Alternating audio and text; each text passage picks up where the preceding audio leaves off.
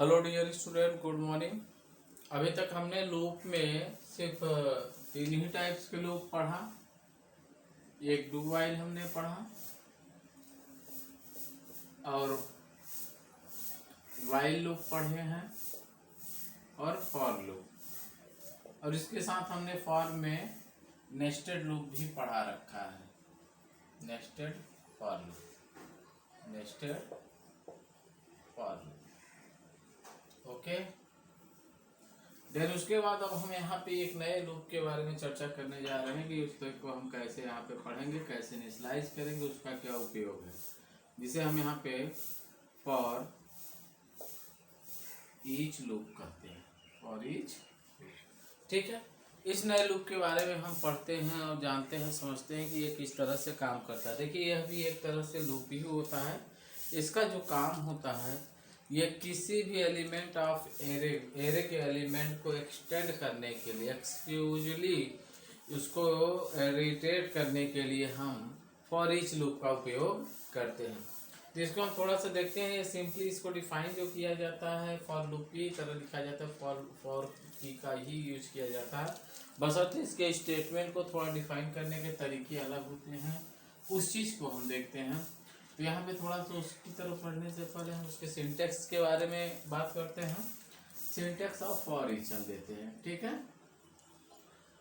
Syntax of for each loop. Okay, अब यहाँ पे देखिए, जो हम लोग पढ़े हैं फॉर, उसमें हम तीन स्टेटमेंट या तीन आर्गुमेंट्स देते थे। फॉर कीवर्ड्स डिफाइन करते थे, इनिशियलाइजेशन स्टेट देते थे, कंडीशन स्टेटमेंट देते थे, इंक्रीमेंट और डिक्रीमेंट देते थे। तो यहाँ पे ये ध्यान देंगे, उसे हम आर्गुमेंट 1, आर्गुमेंट 2, आर्गुमेंट 3 भी कह सकते थे। लेकिन अब यहाँ फॉर ईच में हमें क्या करना है, फॉर ईच में दो ही चीज़ें होती हैं। क्या होती हैं वो, यहाँ पर ध्यान देंगे। हमने फॉर की का यूज करेंगे, उसके बाद हम यहाँ पे क्या यूज करेंगे, टाइप वेरिएबल नेम, मतलब वो डेटा टाइप भी बताएंगे और वेरिएबल नेम भी बताएंगे, ठीक है। यहाँ आप ऐसे कह सकते हैं, data type and variable name, और इसके साथ में यहाँ पे हम कोलन का यूज करते हैं, ठीक है। टाइप हो गया, वेरिएबल नेम हो गया। अब इसके साथ हम यहाँ पे क्या बताएंगे, एरे नेम बताएंगे। एरे नेम बताएंगे कि जिस एरे में हमारी वैल्यू रिप्रेजेंट है या स्टोर है, उनके बारे में। तो ये हो गया यहाँ पे फॉर ईच के कॉन्सेप्ट में, इस तरह से इसको दिया जाता है। अब ये वर्क कैसे करता है, जो भी यहाँ पे वैल्यू होगी, ये अपने स्टेटमेंट को उसी के अकॉर्डिंग क्या करेगा, रीड करेगा, प्रिंट करेगा, जो भी हम यहाँ पे देंगे। तो यहाँ पे हमने दे दिया स्टेटमेंट, तो ये मल्टीपल स्टेटमेंट भी हो सकते हैं, और ये हमने इसे क्लोज किया। तो इस तरह से यहाँ पे ये क्या हो गया, सिंटेक्स ऑफ फॉर ईच। अब हम यहाँ पे क्या करेंगे, अब इस पे एक एग्जांपल लेते हैं। मान लीजिए मल्टीपल स्ट्रिंग है, एरे एक ले लेते हैं, स्ट्रिंग एक वेरिएबल ले लेते हैं, जिसमें मल्टीपल नेम हो जाते हैं या किसी ग्रुप का नाम हो जाता है अलग अलग पर्सन का, उन सबको ये ग्रुप में रिप्रेजेंट करना हो तो हम इसका उपयोग करते हैं। तो ये सारी चीज़ें हम कैसे करते हैं, हम यहाँ पे बात करते हैं। इसको हम अरेंज करते हैं और इसके एग्जाम्पल पे बात करते हैं। ये हो गया सिंटेक्स, दैट इज क्लियर। अब यहाँ पे एग्जाम्पल की जब हम बात करते हैं तो सेम इट इज एग्जाम्पल में यही करेंगे। सबसे पहले जैसे ही हमने प्रोग्राम को बनाना शुरुआत किया है, जो ऑलरेडी पहले भी बताया गया है, सारी चीज़ें स्टार्ट वैसे ही होती हैं इसमें भी। और यहाँ पे पब्लिक क्लास को डिफाइन करते हैं। पब्लिक क्लास अब किस पर है हमारा, ये हम बना रहे हैं अपना प्रोग्राम फॉर ईच पे। तो एग्जाम्पल ऑफ फॉर ईच हम कर सकते हैं, या यहाँ पे हम ये कह सकते हैं फॉर ईच वन। ऐसे समझ में क्या है कि एक एग्जाम्पल हो गया, ठीक है। उसके बाद हम यहाँ पे मेन को डिफाइन करते हैं, public static void main, okay. Then string args। ये तो कॉमनली है कि जितने भी प्रोग्राम हम बनाएंगे उन सभी के साथ हम यहाँ पे मेन को डिक्लेयर करेंगे ही करेंगे। मेन को डिक्लेयर करने के बाद अब हम यहाँ पे क्या करेंगे, डेटा टाइप बनाते हैं, उसके अंदर एक एरे लेते हैं स्ट्रिंग टाइप का, उसमें मल्टीपल वैल्यूज को हम यहाँ पे क्या करते हैं देते हैं। यहाँ हो गया स्ट्रिंग एरे बनाते वक्त डेटा टाइप के साथ ही ये सिंबल हम यहाँ पे देंगे स्क्रिप्ट का, और यहाँ पे मान लीजिए कार्स हमने दे दिया, कार्स ये वेरिएबल नहीं होगा, ठीक है।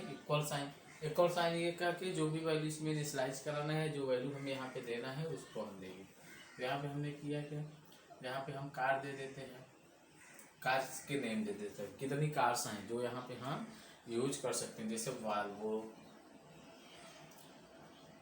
हो गया, हाँ, महिंद्रा हो गया,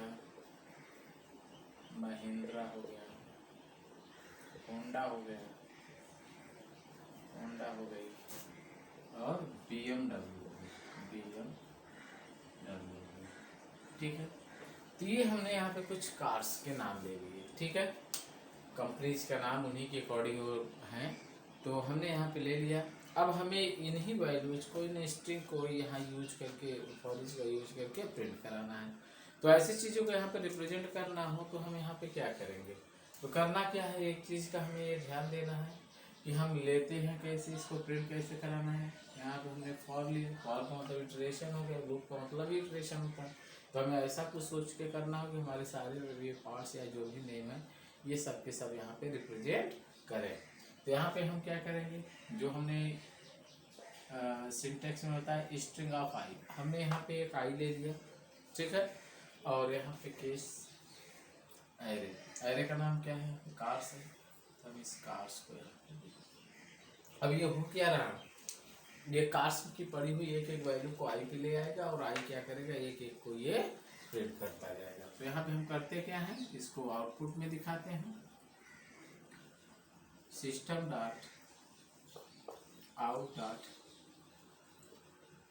प्रिंट, और यहाँ पे हम आई को प्रिंट करा देते हैं। ये क्लोज, यहाँ फॉर को क्लोज किया है, ये मेन को क्लोज किया, और ये क्लास क्लोज किया। तो ये प्रोग्राम हमारा बन के कम्प्लीट हो गया। इस प्रोग्राम को हम समझते हैं थोड़ा सा। देखिए सबसे पहले हमने किया क्या, फॉर ईच का एग्जाम्पल है, इसीलिए हमने इसका नाम ही रख दिया फॉर ईच 1, ठीक है। ये कोई कीवर्ड नहीं कि हमने लिस्ट होकर के इन दोनों को एक कर दिया और साथ में 1 भी लगा दिया ताकि ये डिफरेंस हो गया। उसके बाद हमने स्ट्रिंग टाइप का कार्स एक एरे लिया, और उस एरे में हमने ये वैल्यू यहाँ पे इनिशियलाइज करा रखा है। और उसी के साथ यहाँ पे ये भी ध्यान दीजिए कि जो वैल्यू हमने यहाँ पे दे रखा है उस वैल्यू में हमने फॉर लूप का यूज किया, स्ट्रिंग आई और कोलन्स कार। ये कार पे पड़ी हुई एक एक वैल्यू को उठा के क्या कर रहा है, आई पर दे रहा है, और आई उसी को प्रिंट कर, जब तक इसे वैल्यू मिलेगी तब तक ये वैल्यू को स्वैप करा के आई पर देता रहेगा। जैसे ही वैल्यू एंड हो जाएगी ये टर्मिनेट कर जाएगा। और ये आउटपुट में क्या प्रिंट करेगा, यहाँ पे देखिए आउटपुट में ये क्या दे देगा हमें, ध्यान दीजिए। सबसे पहला ये 0 इंडेक्स के ही वैल्यू को ये क्या करेगा, उठा के आई पर देगा, तो इसको मिलेगा वाल्वो, तो ये क्या करेगा, वाल्वो को प्रिंट करेगा। फिर उसके बाद ये जाएगा आगे, इसको पार्स की नेक्स्ट वैल्यू इंक्रीमेंट करके नेक्स्ट इंडेक्स की वैल्यू उठाएगा। हमने दिया यहाँ पे महिंद्रा, ये महिंद्रा को यहाँ पे प्रिंट करेगा। इसी तरह ये क्या करेगा, ये जितने भी यहाँ पे स्ट्रिंग हमने यहाँ पे दे रखा है वो सभी को ये इस तरह से प्रिंट कर देगा, ठीक है। तो यहाँ पे ये स्ट्रिंग हो गया, और ये नंबर ऑफ फंक्शनैलिटी हो गई इसकी, जो इस तरह से ये कार्य कर रहा है। तो इसमें कोई संदेह नहीं कि फॉर ईच का ये एग्जांपल है जो बहुत ही इजी है, आप लोगों को समझने में प्रॉब्लम हो। स्ट्रिंग टाइप का हम ऐसा लेते हैं, एक वेरिएबल लिया हमने, इसमें इन सबके स्ट्रिंग टाइप की वैल्यू को क्या किया, होल्ड कराया है, और फॉर ईच का यूज करके इस तरह से डिक्लेयर किया जाता है। इस तरह से वैल्यू यहाँ पे रिसीव भी की जाएगी, उसको प्रिंट कराया जा रहा है। चलिए अब इसी के साथ हमारा ये एग्जाम्पल भी खत्म होता है। अब तो ये हो गया फॉर ईच। अब फॉर ईच के बाद नेक्स्ट हमारा जो टॉपिक होगा, इसमें थोड़ा सा और कुछ चीज़ें छूटी, इसमें और भी चीज़ें हम बताएंगे, लेकिन यहाँ पे थोड़ा सा हम आगे और भी चीज़ें हैं कुछ, इसमें उनके बारे में बात कर लेते हैं। जैसे आप लोगों ने पहले ही क्लासेस में जैसे C या C++ पढ़ा होगा, तो उसमें आप लोगों ने लूप के साथ ब्रेक और कंटिन्यू कीवर्ड्स का नाम सुना होगा और यूज भी किया होगा। तो हम यहाँ पे उन्हीं का यूज करेंगे, use of break and continue. Okay, अब इनका काम क्या होता है, ये करते क्या है, दोनों का डिफरेंस हम समझा दे रहे हैं। ऑलरेडी हमने पीडीएफ में मेंशन कर रखा है एग्जांपल। देखिए ब्रेक का काम क्या होता है, इसको हम जहाँ पे लगाएंगे ये वहीं पे उस स्टेटमेंट को क्या करेगा, ब्रेक कर देगा। और कंटिन्यू को जहाँ पे लगाएंगे वो अपने उस कंडीशन को चेक करके सिर्फ उस स्टेटमेंट को लीव करके मतलब छोड़ के बाकी आगे वो कंटिन्यू प्रोसेस करता रहेगा। तो चलिए एक एग्जांपल करके यहाँ पे देखते हैं। जैसे हमने यहाँ पे ले लिया import java.io.show, देन उसके बाद यहाँ पे हम करेंगे क्या, पब्लिक क्लास लेते हैं, पब्लिक क्लास जो भी देना हो हम दे सकते हैं, BC example, BC EXP break continue example, ठीक है। देन मेन को डिफाइन करते हैं, public static void main. Okay, हमने यहाँ मेन को डिफाइन किया और कंप्लीट करते हैं इसको। यहाँ देखिए वही सारी चीज़ है जिस तरह वहाँ पे स्ट्रिंग को पास किया जाता है, सारी चीज़ों का स्ट्रिंग ये ट्रीट करता है। अब यहाँ पे हमें ब्रेक और इसको ले चाहिए, तो हमने यहाँ पे ले लिया एक INT, क्या ले लिया, INT ऑफ आई।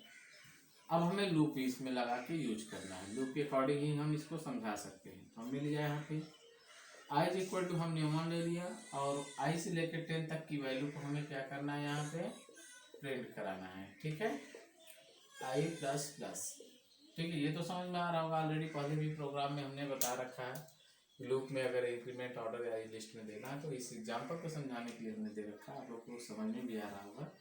इतना देने के बाद हमने यहाँ पे एक इफ कंडीशन दे दिया, क्या दे दिया, इफ हमने दे दिया i is equal to 5, i की वैल्यू जब यहाँ पे 5 हो जाए तो ये क्या करे, ब्रेक कर दे, क्या कर दे, ब्रेक कर दे, अदरवाइज ये कंटिन्यू चले। सिस्टम डॉट आउट डॉट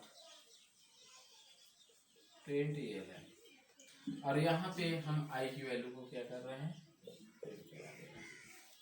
और उसी के साथ यहाँ पे हमने लूप क्लोज किया, मेन क्लोज किया और ये क्लास किया। तो यहाँ पर देखिए, अब देखिए ब्रेक का कार्य क्या हो रहा है, यहाँ पे ब्रेक यहाँ पे कर क्या रहा है, ये लूप चला, कंडीशन चेक किया, फर्स्ट टाइम ट्रू होगा। एक बार देख लीजिए यहाँ पे हम इसके स्टेटमेंट बता दें ताकि हमें कंटिन्यू में ना बताना पड़े। देखिए कैसे होगा, यहाँ पे फर्स्ट टाइम लूप चला, i इज इक्वल टू हमने 1 दिया, कंडीशन यहाँ पे क्या है, i is less than is equal to 10 है, तो i की वैल्यू 1 है, 1 is less than is equal to 10। देखा जाए तो i को जो वैल्यू है 1, इसको 10 से छोटा बताया जा रहा है, तो छोटा है भी, तो कंडीशन क्या हो गई, ट्रू। जब कंडीशन ट्रू हो गई तो यहाँ आएगा, तुरंत इसकी कंडीशन चेक करेगा, यहाँ पे कंडीशन चेक करेगा क्या, i इज इक्वल टू 5 दिया है हमने, तो i की वैल्यू क्या है, 1 इज इक्वल टू 5, तो ये कंडीशन क्या हो जाएगी, यहाँ पे फॉल्स हो जाएगी। अब फॉल्स के केस में ध्यान रखना, ये ब्रेक को रीड नहीं करेगा तो सीधे ये क्या करेगा, स्टेटमेंट पे आ जाएगा और यहाँ पे ध्यान दीजिए i की वैल्यू 1 को प्रिंट कर देगा। प्रिंट करने के बाद तुरंत आगे सेकेंड टाइम के लिए जाएगा, उससे पहले i की वैल्यू यहाँ पे 1 से कितनी इंक्रीमेंट हो जाएगी, 2 हो जाएगी। फिर 2 के साथ कंडीशन चेक करेगा, कंडीशन यहाँ ट्रू, और यहाँ पे फिर से चेक करेगा i इज इक्वल टू 5, तो ये क्या हो गया यहाँ पे 2 इज इक्वल टू 5, ये कंडीशन यहाँ पे क्या हो जाएगी, फॉल्स, तो ब्रेक होगा नहीं, ये ब्रेक नो ब्रेक यहाँ लिख देते हैं हम ताकि आपको समझ में आए, नो ब्रेक, ठीक, ब्रेक नहीं हुआ तो आ गया स्टेटमेंट जो भी है i की वैल्यू उसको प्रिंट करती। इसी तरह 3 4 तक ये आया, जैसे यहाँ पे i की वैल्यू 4, मान लीजिए 1 चले हम, 5वीं बार लूप चल रहा है, i की वैल्यू कितनी है, 5 है, ठीक, कंडीशन चेक किया, सॉरी 2 नहीं 5, कंडीशन क्या हुई यहाँ पे, ट्रू हो गई, क्या हो गई, ट्रू हो गई, कंडीशन ट्रू हो गई, तो यहाँ भी चेक करेगा, इफ के लिए भी चेक करेगा, i इज इक्वल टू 5, तो i की वैल्यू कितनी है, 5 इज इक्वल टू 5। अब देखिए यहाँ पे ये कंडीशन ध्यान देंगे, ये क्या हो रहा है यहाँ पे, ट्रू हो रही है। तो जैसे ही ये कंडीशन ट्रू होगी तो अपने इनर पार्ट में आएगा, क्या मिलेगा इसे, ब्रेक। क्या मिला यहाँ, ब्रेक। और जैसे ही ये ब्रेक मिला तो ऐसे ही इस पूरे प्रोग्राम को ब्रेक करके बाहर कर देगा इसे। ठीक है, अब आगे ये इंक्रीमेंट ही नहीं होगा, लूप को ही इसने रोक दिया। तो हमें ये आउटपुट कहाँ तक मिला, सिर्फ 1 से लेके 4 तक ही वैल्यू ये मिलेगा। ये किस केस में हमारे साथ हुआ, ब्रेक के केस में। ब्रेक के केस में हम जहाँ कंडीशनल ब्रेक लगा देंगे वहीं पर उस प्रोग्राम को स्टॉप कर देगा, वहीं पे उसको रोक देगा, उसके आगे हमें कुछ भी टास्क परफॉर्म नहीं करने में देगा। ठीक है, तो ये काम होता है हमारा ब्रेक का। ठीक है, तो अब ब्रेक के साथ ही हम यहाँ पे क्या करते हैं, कंटिन्यू की बात करते हैं। कंटिन्यू का काम क्या होता है, वो कैसे कार्य करता है, इसको देखते हैं। बस ज़्यादा कुछ भी चेंजेस नहीं करना है इसमें, थोड़ा सा ही चेंज करेंगे, बाकी प्रोसीजर आप लोगों को हमने पूरा दिखाना है, इसलिए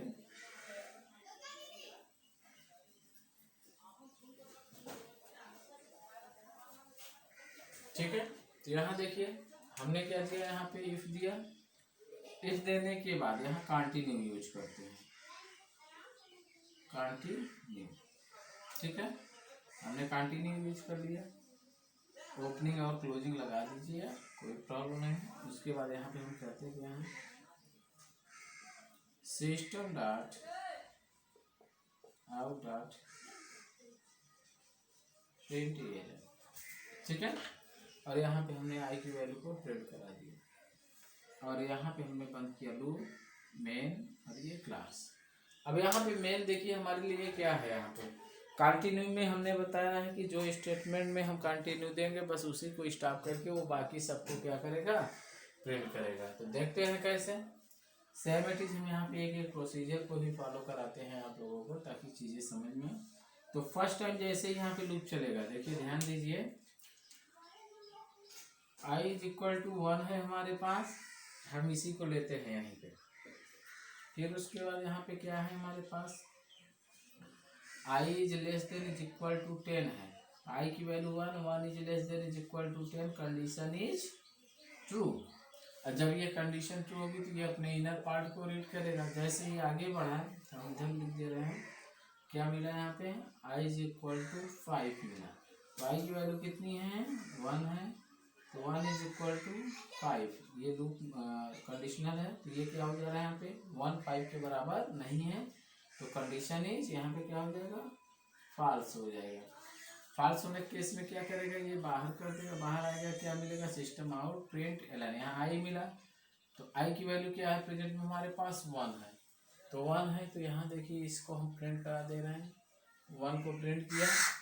1 प्रिंट करने के बाद क्या हुआ, आगे बढ़ेगा ये लूप की तरफ, आई की वैल्यू इंक्रीमेंट कर देगा दूसरी बार, आई की वैल्यू इंक्रीमेंट करके 1 से 2 हो गया।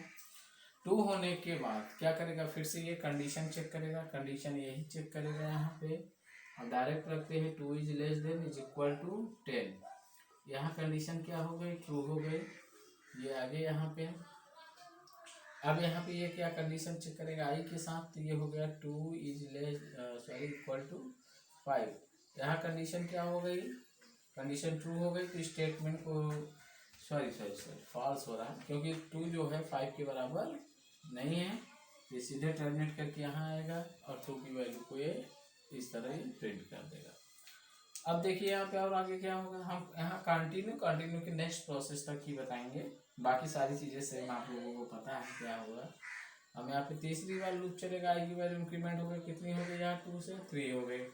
जब वैल्यू 3 हो गई तो फिर कंडीशन यही बनती है, यहाँ पे चेक करेगा 3 is less than is equal to 10, condition is true. Condition true हो गई तो सीधे इफ में आएगा, आई इज इक्वल टू यहाँ पे 5 हो गया, तो ये 3 इक्वल 5, कंडीशन क्या हो गई अभी यहाँ पे, फॉल्स। क्या हो गई, फॉल्स, क्योंकि 3 जो है 5 के बराबर नहीं है, तो फिर से बाहर आएगा और 3 को स्टेटमेंट यहाँ प्रिंट किया।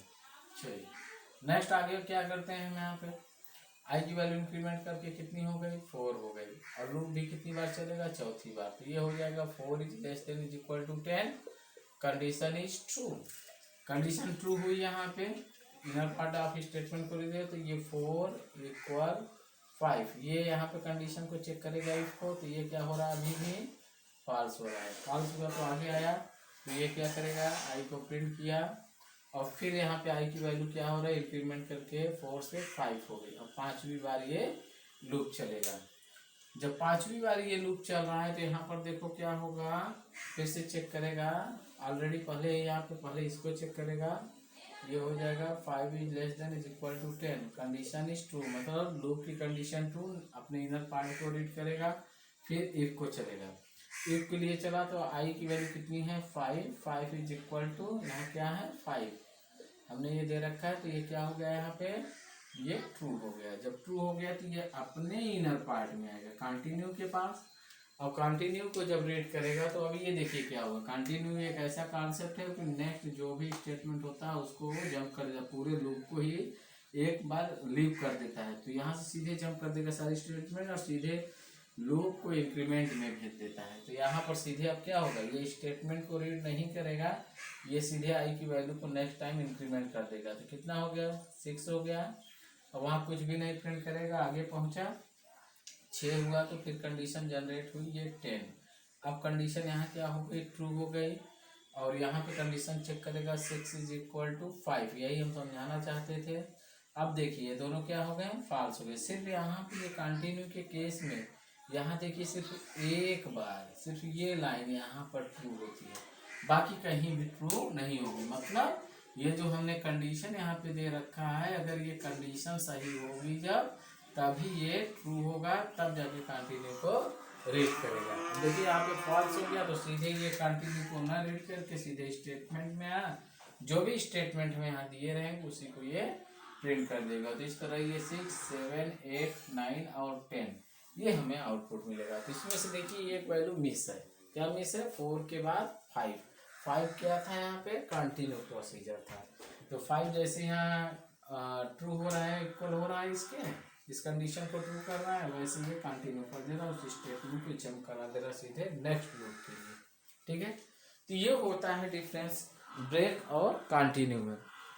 ठीक है, तो आप लोगों को ये समझ में आ गया होगा कि ब्रेक और कंटिन्यू का हम कैसे उपयोग करें अपने प्रोग्राम में और कहाँ हमें इसकी आवश्यकता पड़ेगी। तो यही ध्यान देना है कि आप लोगों को जहाँ भी इसकी आवश्यकता पड़ेगी आप वहाँ पर इसका उपयोग कर सकते हैं। ठीक है, अब जैसे जावा में एरे की अगर हम बात करते हैं तो एक नॉर्मली हम यहाँ पे डिक्लेरेशन और ऐसे ही चीज़ों को बता देते हैं, एक्सप्लेन नहीं करेंगे। नेक्स्ट टॉपिक जो भी हमारा होगा उसमें हम जावा में एरे के बारे में अच्छे से डिस्कस करेंगे और एग्जाम्पल्स भी बताएंगे। ठीक है, तो यहाँ पर एक बात हम थोड़ा सा किसके बारे में बात करते हैं, जावा के एरे के बारे में। देखिए जावा में जो हमारा एरे होता है, एरे को ऑलरेडी आप लोगों ने डिफाइन कर चुके हैं, जानते भी हैं कि एरे हमारा क्या होता है, कैसे वर्क करता है। फिर भी हम एक बार उस पर रिव्यू दे देते हैं, आप लोग उसको ध्यान दीजिए, फिर से रिवाइज कराते हैं। जैसे array are used to store multiple value in a single variable. Array का काम क्या होता है, array are used to store the multiple value in a single variable. या यह कह सकते हैं कि array is a collection of set of element which is related to homogeneous data type. तो इस तरह से हम एरे के डिक्लेयर कर सकते हैं, बता सकते हैं कि उसकी डिफिनीशन क्या होती है, उसका यूज क्या है। कहने का मतलब ये है जो अभी तक जैसे मान लीजिए 5 सब्जेक्ट ऑफ मार्क्स को हमें देना होता था, हम उसके लिए 5 वेरिएबल्स डिक्लेयर करते थे। क्या, M1, M2, M3, M4, M5। अब हमें ऐसा कुछ सोचना चाहिए, जब सारी चीज़ें सिमिलर ही हैं तो ऐसा कुछ सोचते हैं कि एक ही वेरिएबल बनाए और सारा टास्क, ये जो 5 वेरिएबल में काम हो रहा है वो हमारा एक ही वेरिएबल में काम हो।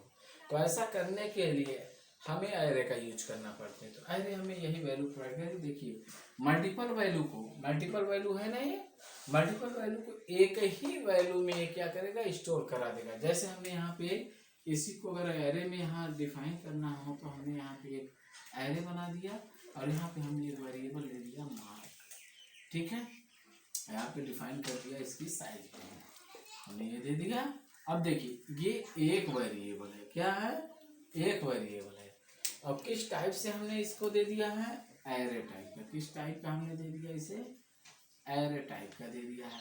और यहाँ पे m1 m2 m3 m4 m5 ये पांचों वेरिएबल की अलग अलग वैल्यू को हम एक ही वेरिएबल में इनपुट कर सकते हैं। वो कैसे पॉसिबल होगा ये ध्यान दीजिए। ये इंडेक्सिंग वर्क करता है मार्क्स, और ये जब बनेगा तो ये इस तरह से बनेगा। मान लीजिए ये हो गया, ये इंडेक्स 0 हो गया।